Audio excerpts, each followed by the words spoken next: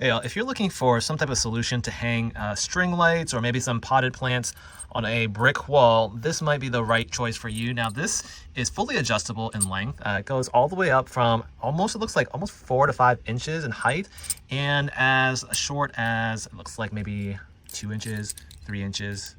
I would say about 2 inches.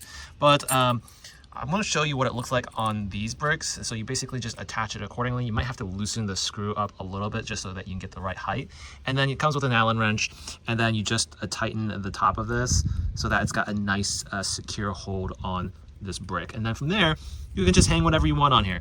So now, obviously, I'm doing this one-handed, so I can't really get that tight grip. And it probably works better if you have regular square or rectangular bricks rather than this kind of freeform brick. But once you have this attached nice and secure, then you can hang the lights or maybe some potted plants or anything else that you want off of this hook. But thank you for the brand for sending out the sample. Hope you all found this helpful.